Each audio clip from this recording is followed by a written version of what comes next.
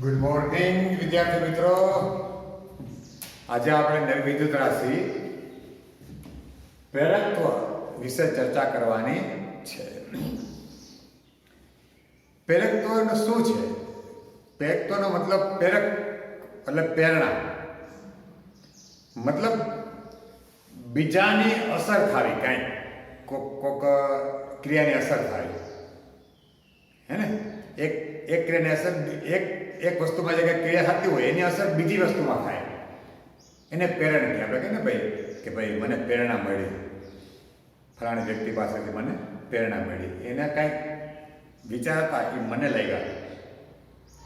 અથવા એવું બને કે મને કાંઈક ને કંઈક અંદરથી પ્રેરણા આવે. પ્રેરણા બે પ્રકારની હોય છે ને, બહારથી પણ આવે અને અંદરથી પ્રેરણા આવે. તો બહારથી આવે કે અંદરથી આવે, આ પ્રેરણા છે એને કારણે હવે એ પ્રેરણા તો આવે, પણ આપણે કેટલી સ્વીકારીએ તો એનું એ જે માપ છે એ પ્રેરકત્વ કહેવાય. પ્રેરકત્વ આ તો મેં તમને જાહેર વાત કરી આપણી, પણ વિદ્યુતની દુનિયામાં એ શું છે? એમાં એમ જ છે, આપણામાં જેમ પ્રેરણા આવે અને આપણામાં જેમ કંઈક આમ ઉર્જાનો સંચાર થાય, એમ અહીંયા ગુચડામાં ઈએમએફનો સંચાર થાય. ઈએમએફ આવે, પ્રેરિત ઈએમએફ કહેવાય, અને પ્રેરિત પ્રવાહ આવે. કોઈ બીજા ગુચડાના ચુંબકીય ક્ષેત્રને કારણે, બીજા ગુચડાના પ્રવાહને કારણે એક અલગ ગુચડામાં પ્રેરિત ઈએમએફ ઉત્પન્ન થાય, અથવા પ્રેરિત પ્રવાહ થાય, અથવા પોતાના કંઈક હારે સંકળાયેલા ફ્લક્સ હોય એમાં ફેરફાર થાય, તો એને કારણે પણ પોતાનામાં પ્રેરિત ઈએમએફ ઉત્પન્ન થાય કે પ્રેરિત પ્રવાહ ઉત્પન્ન થાય. તો અહીંયા આપણે એ પ્રમાણે વાત કરશું. અને કેટલા પ્રમાણમાં ઉત્પન્ન થાય એનું એ જે અસર છે, માપ છે, મતલબ એનું જે કેટલા પ્રમાણમાં કે વધારે થયું છે એ એના પોતાના પ્રેરકત્વ પર આધાર રાખે એમ. બરાબર? પ્રેરકત્વ પર પહેલાં તો વાત કરીએ પ્રેરકત્વની, પછી વાત કરશું પ્રેરકત્વ બે પ્રકારનું છે. ભણશું આપણે અનન્ય પ્રેરકત્વ અને આત્મ પ્રેરકત્વ. બરાબર? આજે આપણે અનન્ય પ્રેરકત્વ ભણશું. પહેલાં પ્રેરકત્વની વાત કરી દઈએ. પહેલા આપણે ચર્ચા કરી દઈએ પ્રેરકત્વ. મિત્રો, આ કોઈ એક ગુજરું હોય, બરાબર? એની પાસે આ બીજું ગુજરું હોય. આ ગુજરું એક, આ ગુજરું બે. હવે હું આમાં પ્રવાહ પસાર કરું,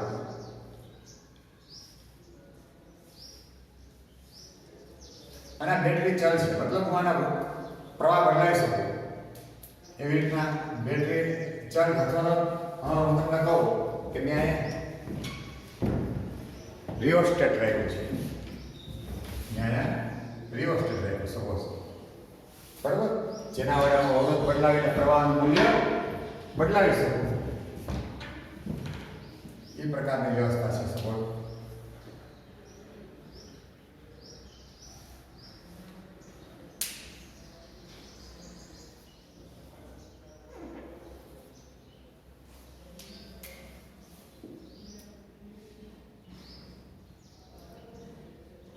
અને આ બદલાવ અવરોધ બદલે, હા રિયોસ્ટેટ, આ રિયોસ્ટેટ છે. આ તમે આગળ આવી ગયો છે અથવા તો ભણશો પ્રેક્ટિકલમાં, બરાબર?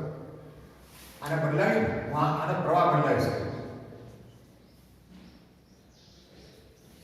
બરાબર? આ ગુજરાત આ પ્રવાહ, આમાં પ્રવાહ પસાર થયો, આ પ્રથમ ગુજરાતમાં પ્રવાહ પસાર થયો મિત્રો, એને કારણે આમાં ચુંબકીય ફ્લક્સ પ્રસ્થાપિત છે, બરાબર? ચુંબકીય ફ્લક્સ પ્રસ્થાપિત છે. અને એ ફ્લક્સ છે એ બીજા પગડા આવી શકાય, જો, બરાબર? આમાં જે ફ્લક્સ આવ્યું એ ફ્લક્સ બીજા પગડા આવી સંકળાયેલું હોય, બરાબર? આમાં પ્રવાહ આનું ચુંબકીય ક્ષેત્ર છે આને સંકળાય, મતલબ આમાં ફ્લક્સ થયું, આને ફ્લક્સ સંકળાય. એના માટે જવાબદાર આ ગુજરું છે. પ્રવાહ આમાં વહે, આમાં નથી થતો ભાઈ, આમાં પ્રવાહ વહેતો નથી. પણ છતાં તમને કહો કે તમે સમજો કે આ કોઈ ગેલોમીટર રાખો, તમે કોઈ ગેલોમીટર રાખો જી,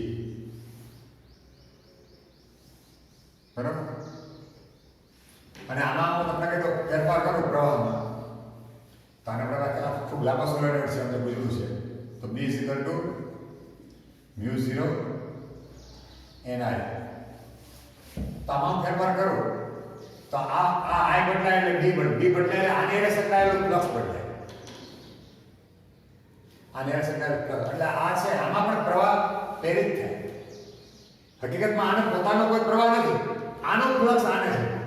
આ કઈ ચુંબક ક્ષેત્ર ઉત્પન્ન કરતો નથી. આનો આને છે. આનો ચુંબક ક્ષેત્ર આને સંકળાયેલો એટલે આને ફ્લક્સ સંકળાયેલો.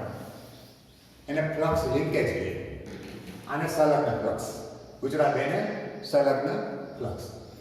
હવે કારણ કે આમાં ફેરફાર થાય ચુંબક ક્ષેત્રમાં આમાં ફેરફાર થાય આને સંકળાયેલા ફ્લક્સમાં ફેરફાર થયો એટલે આ બીજા ગુજરાતમાં પણ પ્રેરિત પ્રવાહ ઉત્પન્ન થાય. બરાબર. હવે પ્રવાહ કેટલો હોય? હવે એક આ વાત થઈ બે આમાં બરાબર અથવા બીજી આમે બને આ બે ગુજરાત લીધા 1 2 અને એની જગ્યાએ સમજો કે કોઈ એક જ ગુજરું હોય.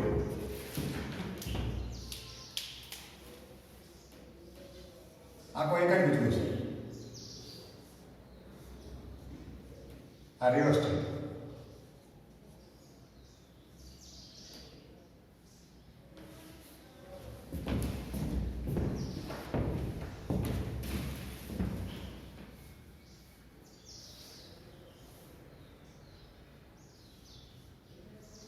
અને આને બદલાય આમાં પ્રવાહમાં ફેરફાર કરો I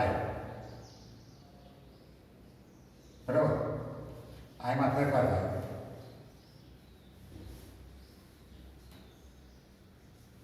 તો આમાં જે તમને કહું કે ચુંબકીય ફ્લક્સ છે ચુંબકીય ક્ષેત્ર ઉત્પન્ન થયું તો આમાં જે કારણ આમાં પણ સૂત્ર લાગે B = μ0 ni. હવે આમાં ફેરફાર કરો પ્રવાહમાં એટલે B ફેરફાર થાય એટલે આને સંકળાયેલું ફ્લક્સ છે આ પોતાના ફ્લક્સની અંદર જ ફેરફાર થાય પોતાની સાથે સંકળાયેલા પોતામાં જ પ્રવાહ વહે છે એને કારણે ઉત્પન્ન થયેલા પોતાની સાથે સંકળાયેલા ફ્લક્સમાં જ ફેરફાર થાય છે. તો આ ગુજરાતમાં એનો વિરોધ કરતું એક ખામું EMF પ્રેરિત થાય. બરાબર. તો આમાં જે ઘટના ઘટે છે એને અનન્ય પ્રેરણ કહે. મિત્રો આમાં જે ઘટના ઘટે છે એને અનન્ય પ્રેરણ કહે. બે ગુજરા હોય તો આનો આમાં અથવા ઊંધું પણ ચાલે. આમાં બેટરી રાખું આ ગેલોમીટર આમાં રાખું તો આમાં પ્રેરિત થાય આને કારણે. તો આ અનન્ય પ્રેરણ છે. અન્યોન્ય પ્રેરણ. જ્યારે એક જ બીજડું હોય અને પોતાના પ્રવાહ વહે પોતાના ચુંબકીય ક્ષેત્રને કારણે પોતાના ફ્લક્સમાં ફેરફાર થાય એને કારણે પોતાની અંદર જ એનો વિરોધ કરતો એક સામો પ્રેરિત EMF ઉત્પન્ન થાય અથવા કઈ કે પ્રેરિત પ્રવાહ ઉત્પન્ન થાય. બરાબર સામો. તો એ જે ઘટના છે એને આત્મપ્રેરણ કહેવાય. એને આત્મપ્રેરણ કહેવાય. આત્મપ્રેરણ.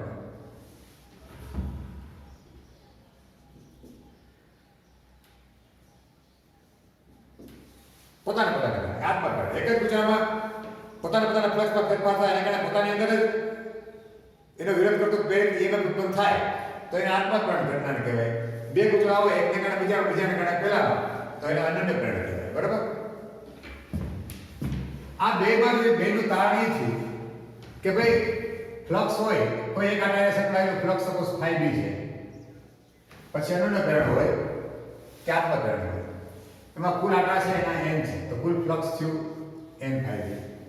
એ સમપ્રમાણ હોય છે પ્રવાહ. હવે પ્રવાહ આને અનન્ય પ્રેરણની વાત કરીએ તો પ્રવાહ છે એ બીજા ગુજરાને કારણે હોય. આત્મપ્રેરણની વાત કરીએ તો પ્રવાહ પોતાનો જ હોય પણ પોતાનો હોય કે બીજાનો હોય. આ વાત નક્કી છે કે ગુજરાને સંકળાયેલું ફ્લક્સ વિદ્યુત પ્રવાહને સમપ્રમાણમાં હોય. મિત્રો અનન્ય પ્રેરણ હોય તાઈ સમપ્રમાણતાનો અચળાંક છે n phi b આ એમ આવે અનન્ય પ્રેરણ માટે એને અનન્ય પ્રેરક કહે. આને કહે છે એમ ને કહે છે આ સમપ્રમાણતો અચળાંક n છે એને કહેવાય છે અનન્ય પ્રેરક. અનન્ય પ્રેરક. બેની વાત હોય તો, અને અથવા બે નો હોય ને એક હોય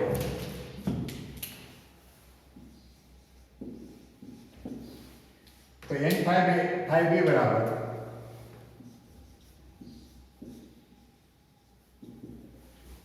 તો l આવે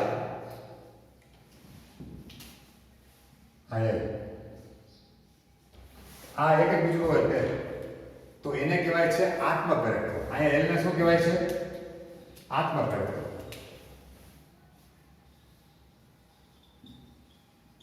આત્મપ્રેરક. બે મિત્રો એક જ પરિમાણ ધરાવે છે, એક જ એકમ ધરાવે છે, અને તમે એકમ કેમ મળશે? આ ફ્લક્સને I વડે ભાગો, ફ્લક્સને I વડે ભાગો તો એને એકમ મળી જાય.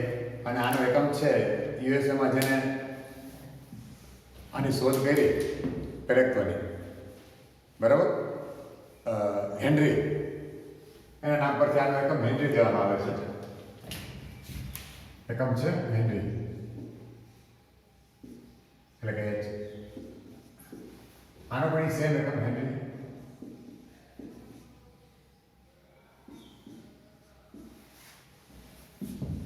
અને તમારે એનું પરમાણિક સૂત્ર કેમ મળે? આને કારણ આ રીતે જાય, આ ફ્લક્સનું પરમાણિક સૂત્ર, બરાબર, B × A ફ્લક્સ, B નું ટેસ્લા, A એટલે મીટર સ્ક્વેર, આનો એમ્પિયર. એ કરી તમે મેળવો તો તમને પારમાણિક સૂત્ર મળી જાય. મેળવજો તમે જાતે, ચોપડીમાં આપ્યું, તૈયાર આપ્યું છે બુકમાં, પણ તમે મેળવજો, બરાબર. મિત્રો, હવે આપણે પહેલી વાત કરવી છે આ બેમાંથી અત્યારે અનન્ય પ્રેરકની, આની વાત કરવી છે, બરાબર.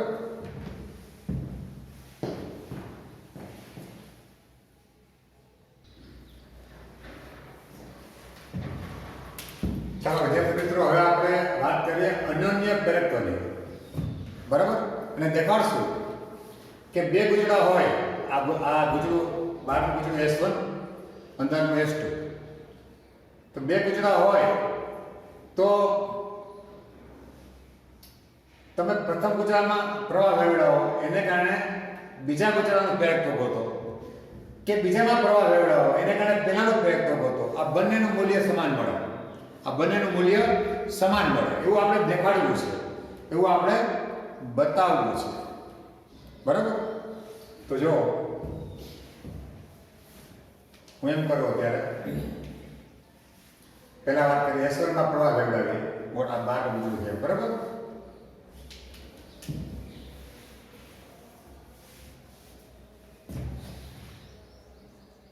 S1 માં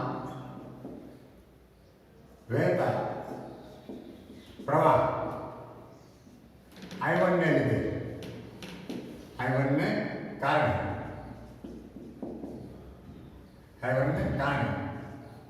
S2 સાથે સંકળાયેલ ચુંબકીય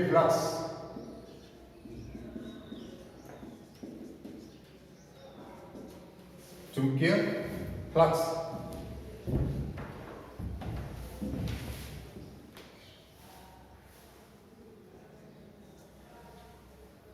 phi b બરાબર. હવે ચુંબકીય ફ્લક્સ બીજાનું છે, આપણે S2 આર સંકળાય છે, તો એને phi 2 કહો. આ એક આટા આવે, આ એક આટા આવે, એવા આટા છે કેટલા બોલે એના N2. આ પહેલામાં પ્રવાહ વાળો છે, આ અંદર છે બીજું, એની હારે સંકળાયેલું ફ્લક્સ, કારણ કે આમાં આખું આ ચુંબક ક્ષેત્ર છે ટોટલ આમાં આને હારે સંકળાયેલી, બરાબર, આને હારે સંકળાયેલું ફ્લક્સ આ બીજા, બરાબર, સમપ્રમાણ છે. આ પહેલામાં રહેતા પ્રવાહ આવ્યો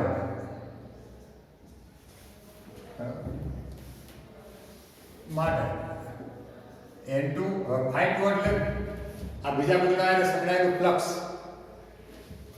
તો કે પહેલાને કારણે ઉદ્ભવતું ચુંબકીય ક્ષેત્ર એટલે કે B1,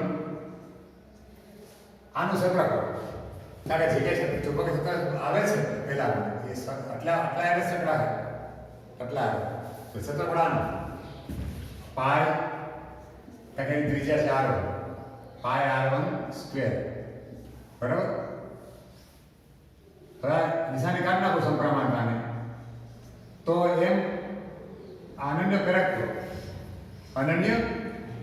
બીજાનું પણ કોના કારણે બીજાનું પ્રેરકત્વ પહેલાને સાપેક્ષે બીજાનું અનન્ય પ્રેરકત્વ ઇન્ટુ i1 માટે m21 શું થશે n2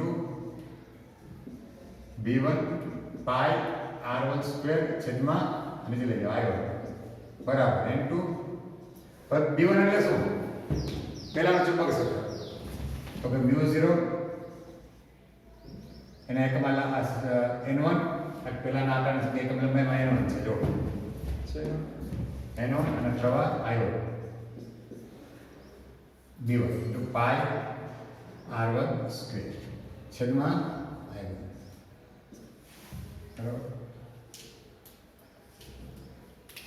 તો જો i1 ગયા બરાબર n2 μ0. હવે એનો એટલે શું એકમ લંબાઈમાં આટાની સંખ્યા છે પાના નામ સંખ્યા લખે છે કે બરાબર કુલ આટા આંગા લંબાઈ કુલ લંબાઈ બરાબર આંગા કુલ લંબાઈ. તો કુલ આટા એનો લંબાઈ એકમ લંબાઈ આટાની નામ બરાબર ને તો આને આપણે નામ લખી શકો n1 आएगा L into pi r1 square बराबर μ0 n1 n2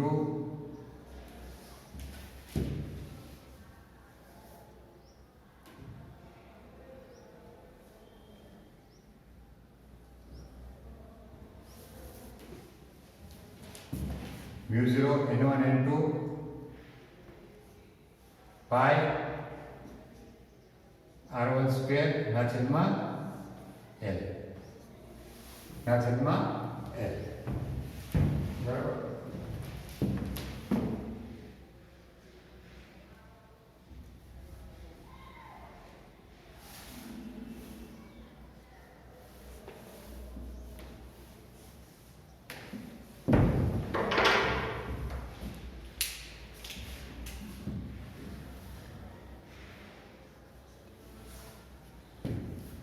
આને હું પરિણામ આના કરતા બનાવ્યો નીચે ગયા બરાબર આને કરતા બનાવ્યો આપણે આને પરિણામ એક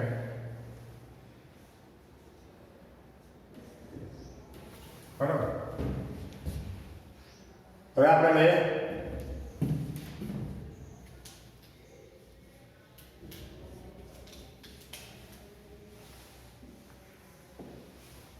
હવે બીજામાં પ્રવાહ વેવડાવ્યો આમાં પ્રવાહ વેવડાવ્યો અને આને સંકળાયેલા ફ્લક્સ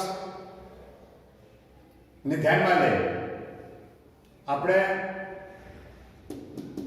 આ પહેલાનો પ્રેરકત્વ ગોતીએ અને એનો પ્રેરકત્વ બીજાને સાપેક્ષ એટલે કે m21 આ બીજાનો ગોતીએ પહેલાનો ગોતીએ m12 પહેલાનો ગોતીએ બીજાને સાપેક્ષ આમાં પ્રવાહ વેવડાવશે બરાબર.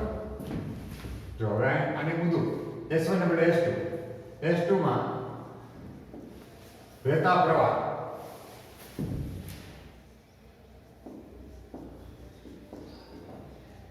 I2 એના પર I2 કહે S2 માં વહેતા પ્રવાહ I2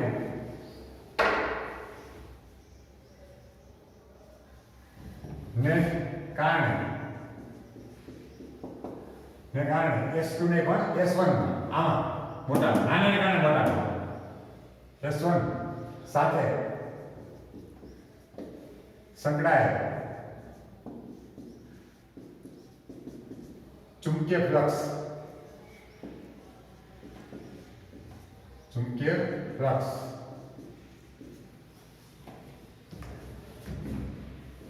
N1 I2 પહેલા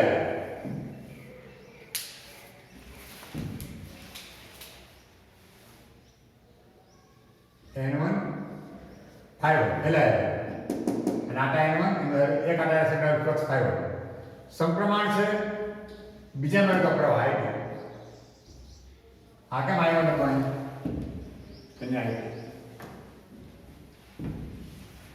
માટે n1 ϕ1 બરાબર m પહેલાનો ગ્રાફમાં બીજાના કારણે m12 આ કેમ m21 હતો અને m12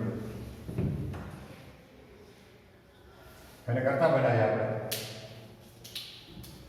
માટે m12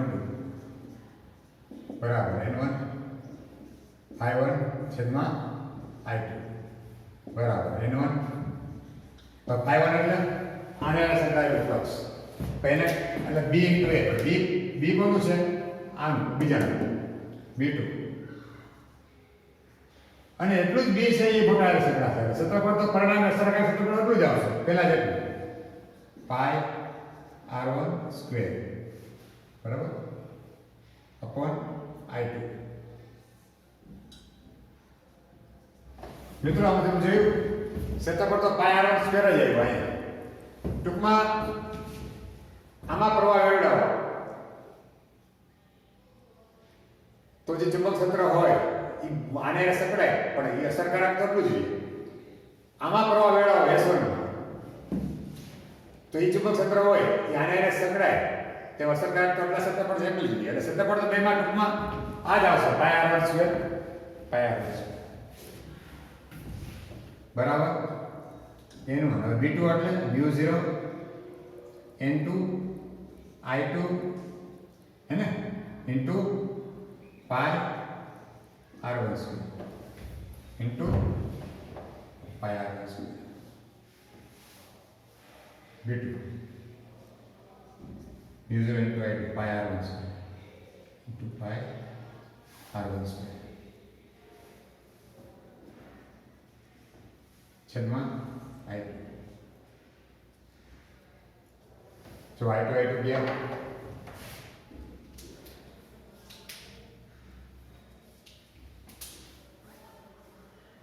અને n2 એટલે જેમાં n1 હતું એમ n2 ને હું લખી શકું કુલ આટા અહીંયા કુલ લંબાઈ બેની છે L જે આડી છે S1 ની જે S2 ની છે બરાબર તો S2 ની લંબાઈ છે n2 બરાબર લખ્યું n2 upon L આયા હું લખી શકીશું બરાબર n1 μ0 n2 એટલે આ n2 એટલે n2 upon L capital n2 upon L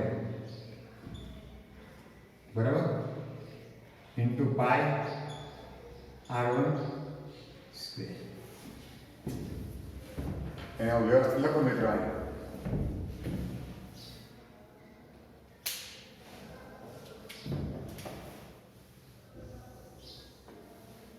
તો કેમ લખાશે માટે m12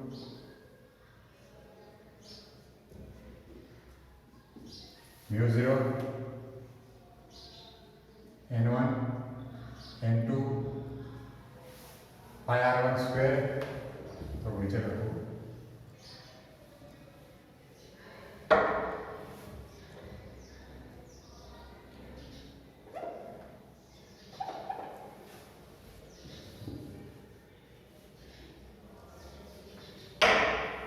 m12 बराबर μ0 n1 n2 pi r1 square છેદમાં L બરાબર અને આપણે પરિણામ 2 કહીએ પરિણામ 2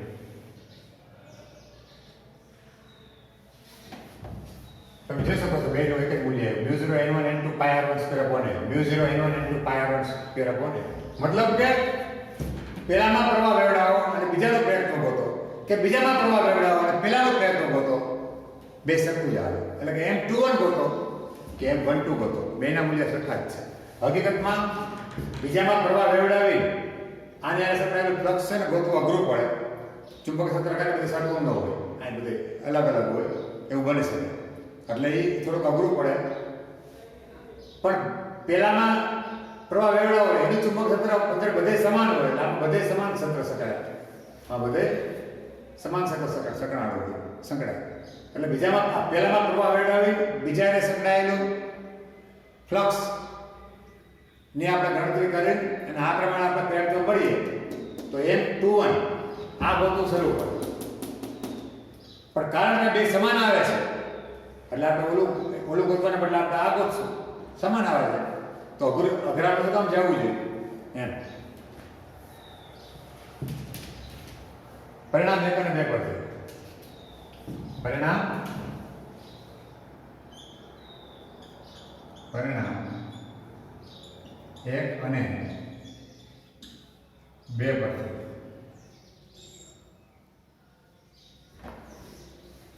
M1 આ M21 is equal to M12 અને is equal to M. આ બે એક જ આવે અને બેનું કોમન કેવું હોય તો આપણે એમ કહી શકીએ. બરાબર.